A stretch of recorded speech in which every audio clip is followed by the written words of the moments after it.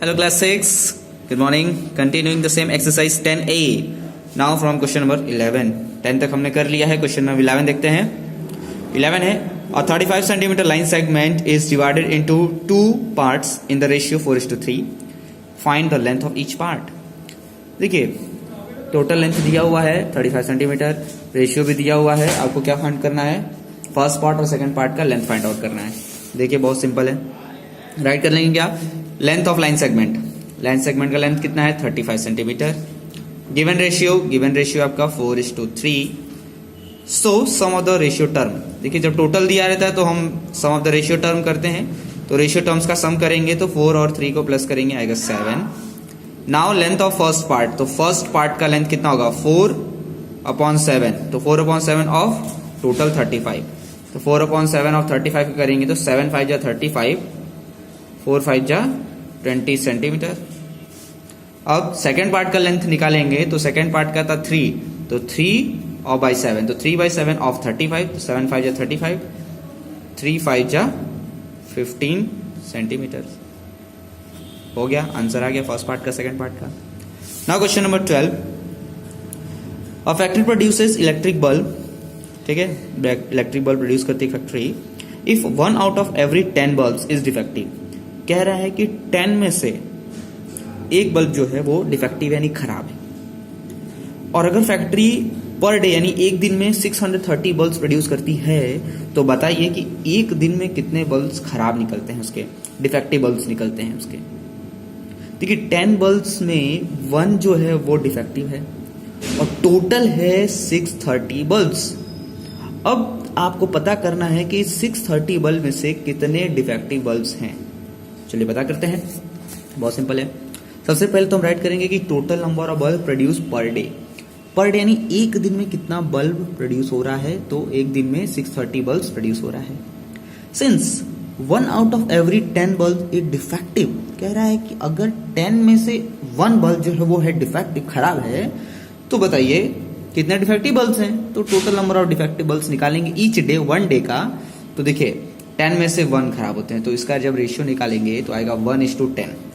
ठीक, सिंपल है. 1:10 यानी 1/10. अब इस 1/10 का क्या करेंगे? 1/10 ऑफ किसका? टोटल कितना है हमारे पास? 630. तो टोटल जब है 630 तो हम इसको कर देंगे. अब यहाँ आप देख रहे हैं 0 से 0 कैंसिल हो जाएगा, क्या मिलेगा? सिर्फ 63. तो 63 जो है वही क्या है? डिफेक्टिव बल्ब्स हैं. ठीक, 10 में 1, 10 में अगर 1 है तो 600 में 60, 630 में 63. ठीक है, इस तरीके से होगा. आइए नेक्स्ट क्वेश्चन नंबर 13 करते हैं. 13 क्या है? Find the ratio of the price of a pencil to that of a ball pen if cost of pencil is ₹96 per score and ball pens cost ₹50.40 per dozen. देखिए pencil का cost है 96 per score और pen का cost है 50.40 per dozen. यानी dozen मतलब तो समझ रहे हैं 12. स्कोर का मतलब स्कोर 1 स्कोर में होता है 20. याद रखिएगा 1 स्कोर में होता है 20. ठीक है, तो बता रहे हैं कि हमें रेशियो निकालना है अ पेंसिल, एक पेंसिल का और एक पेन का. तो चलिए देखते हैं. सबसे पहले तो हम राइट करेंगे कॉस्ट ऑफ पेंसिल. पेंसिल का कॉस्ट है 96 पर स्कोर, 1 स्कोर में होता है 20. तो कॉस्ट ऑफ 1 पेंसिल्स निकालेंगे. Sorry pencil, cost of 1 pencil का कॉस्ट निकालेंगे. क्योंकि ये 20 पेंसिल का कॉस्ट दिया है तो 1 पेंसिल का कॉस्ट निकालने के लिए 20 से डिवाइड कर देंगे तो आएगा ₹4.8. 2 से डिवाइड करो, 4 2 जा 8 और 2 8 जा 16, 20 है तो 4.8. अब बॉल पेन का जब राइट करेंगे तो कॉस्ट है पर डजन, यानी 12 पेन्स का कॉस्ट दिया हुआ है तो 1 पेन का कॉस्ट निकालेंगे तो डिवाइड कर देंगे 12 से तो आएगा 4.2. अब बता रहे 10 रेशियो. तो रेशियो जब निकालेंगे, देखिए एक पेंसिल का और एक पेन का निकालना है. तो एक पेंसिल का कॉस्ट आ गया, एक पेन का कॉस्ट आ गया, तो इनका रेशियो करना था हमें. ठीक, ये हमारा रेशियो निकालना था इन दोनों का. तो देखिए 4.8/4.2 पॉइंट. देखिए 10 का मल्टीप्लाई करेंगे तो 48 और 10 का भी नीचे मल्टीप्लाई करेंगे तो 42. कोई दिक्कत नहीं, सेम नंबर का ऊपर नीचे मल्टीप्लाई किया डेसिमल हटाने के लिए, तो 48/42 आ गया। अब इसको 6 के टेबल से काटेंगे तो 6 8 जा 48 और 6 7 जा 42 कट गया। तो रेशियो हमारा क्या आया 8:7, 8:7 हमारा रेशियो हो गया। ये आंसर हो गया, ये पूछा था। ठीक है, आइए नेक्स्ट क्वेश्चन मूव ऑन करते हैं। क्वेश्चन नंबर 14 है the ratio of length of field to its width. अच्छा, लेंथ और ब्रेथ का रेशियो दिया हुआ है 5:3। हमें लेंथ फाइंड करना है और ब्रेथ दिया हुआ है, विड्थ दिया हुआ है 42 मीटर। देखिए सिंपल है, प्रोपोर्शन बनाएंगे। लेंथ और ब्रेथ दिया है, लेंथ और विड्थ, लेंथ फाइंड करना है हमें और ब्रेथ दिया हुआ है, नहीं ब्रेथ दिया हुआ 42 मीटर्स। तो लेट कर लेंगे, लेंथ है x, तो प्रोपोर्शन बनाएंगे। चलिए देखते हैं। सबसे पहले तो लिखेंगे गिवन रेशियो। रेशियो क्या है हमारा 5:3। विड्थ कितना है यानी ब्रेथ कितना है 42 मीटर है। अब लेट करते हैं कि लेंथ हमारे पास है x मीटर। नाउ प्रोपोर्शन बनाते हैं, तो लेंथ इज टू ब्रेथ था, तो length is to breadth, proportion length is to breadth, ऐसा ही रहना चाहिए तभी सही होगा। तो उसके बाद आप जानते हैं 5/3 इक्वल टू x/42। 42 को हम इधर ले जाते हैं, क्रॉस मल्टीप्लाई, यानी 42 इधर डिवाइड है, इधर जगह मल्टीप्लाई, तो 5 × 42 हो गया, इधर x × 3। अब यहाँ 3 मल्टीप्लाई में आप देख रहे हैं, तो जब इधर आएगा तो डिवाइड हो जाएगा, तो इसको इधर भेज देते हैं, डिवाइड हो गया। 3 × 1 = 3, इसको काटेंगे, 3 × 1 = 3, 3 × 4 = 12, 14 टाइम है। 5 × 14 मल्टीप्लाई करते हैं 70, यानी कि जो लेंथ है, जो रिक्वायर्ड लेंथ है वो कितनी है 70 मीटर्स। हो गया answer. Now question number 15 move on करते हैं। 15 है the ratio of income to saving. Income और सेविंग का रेशियो दिया हुआ है 11:2।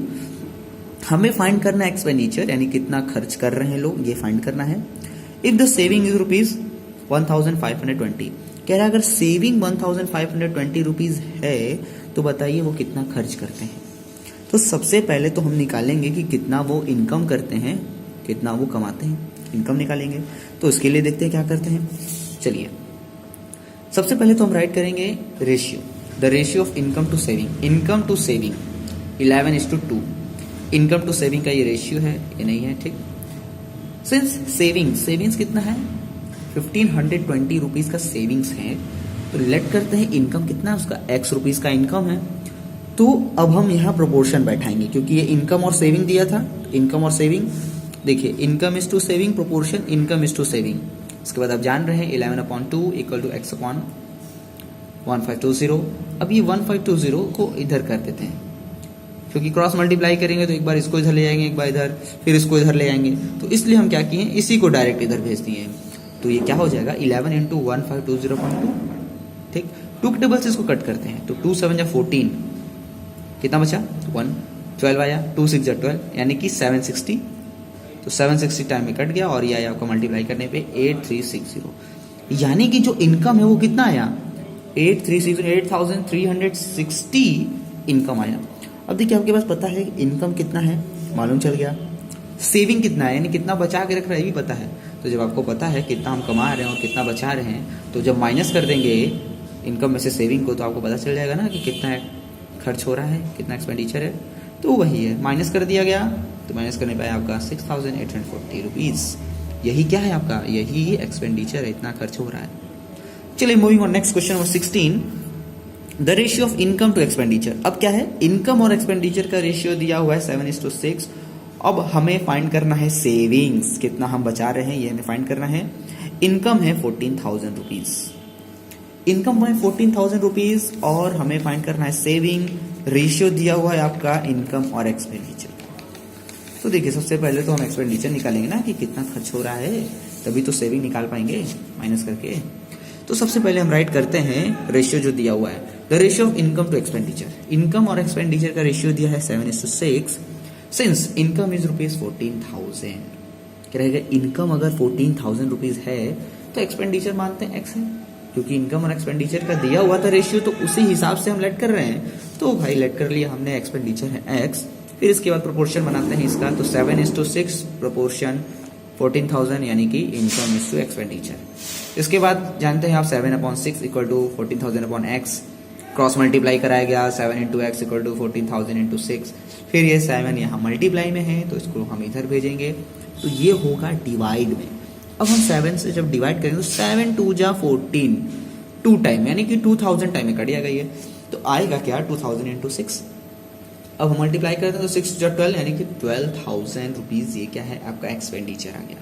सेविंग्स फाइंड करना था तो भाई सेविंग्स फाइंड करने के लिए इनकम में से एक्सपेंडिचर यानी जितना हम अर्न करते हैं उसमें से खर्च को माइनस कर दें तो पता चल जाएगा ना कितना बचा रहे हैं।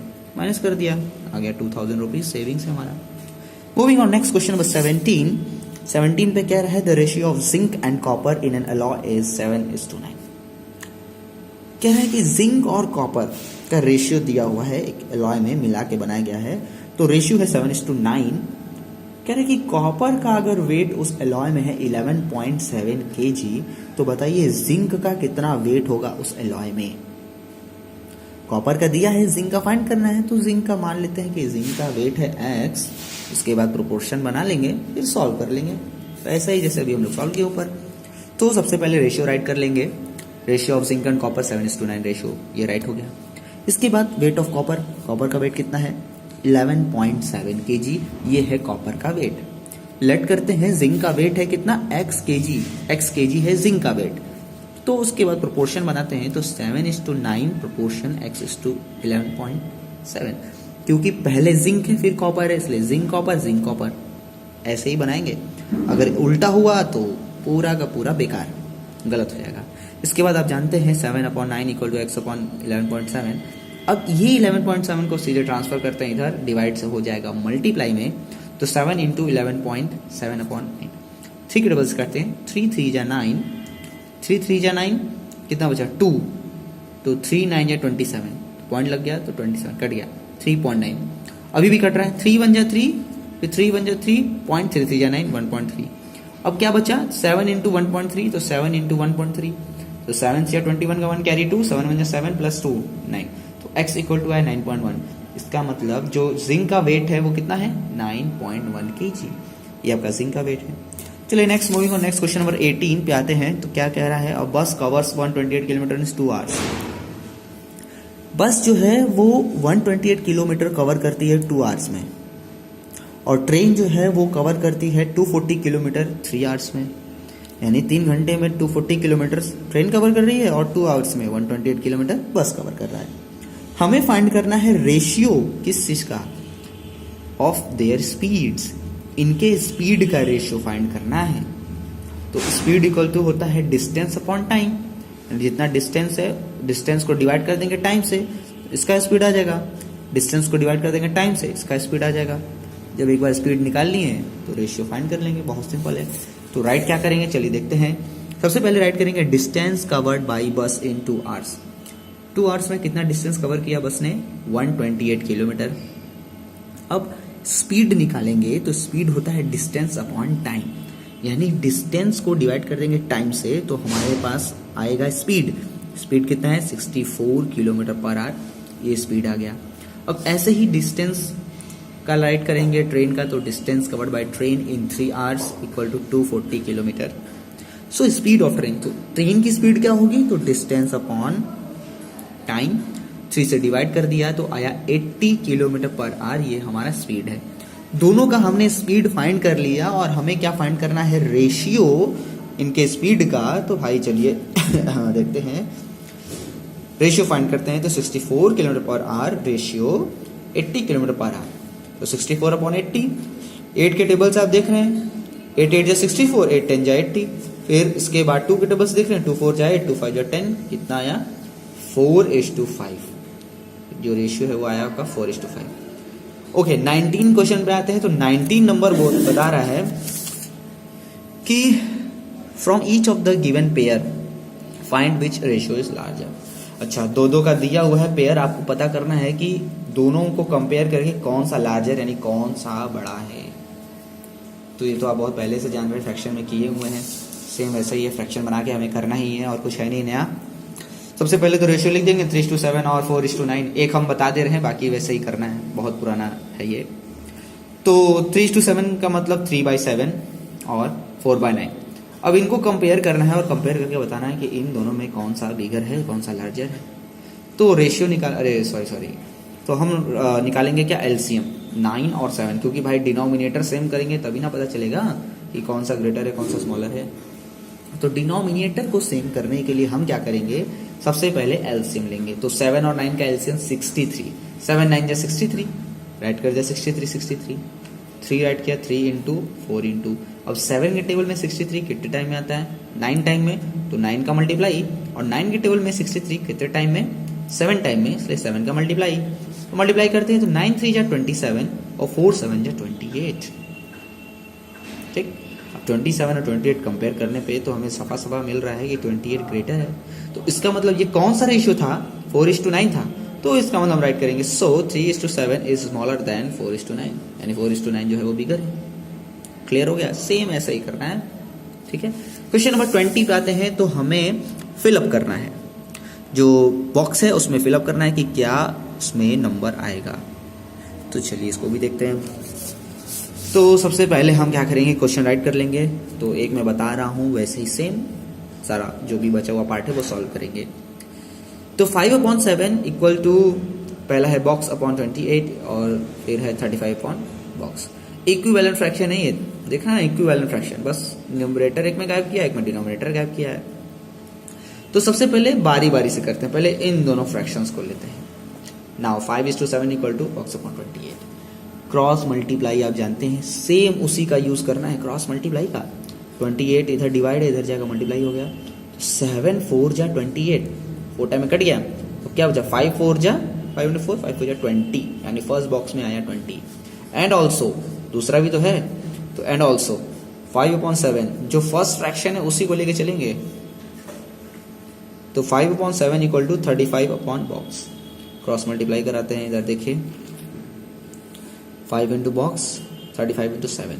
अब यहाँ 5 मल्टीप्लाई में है, इसको इधर भेजेंगे, डिवाइड हो गया तो क्या आएगा 5 7 जा 35, 7 इंटू 7 7 7 जा 49, यानी सेकेंड बॉक्स का आंसर आया 49।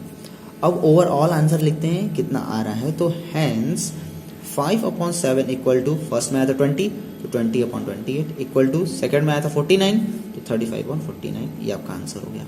इस तरीके से आप राइट करेंगे, इस तरीके से सॉल्व करेंगे।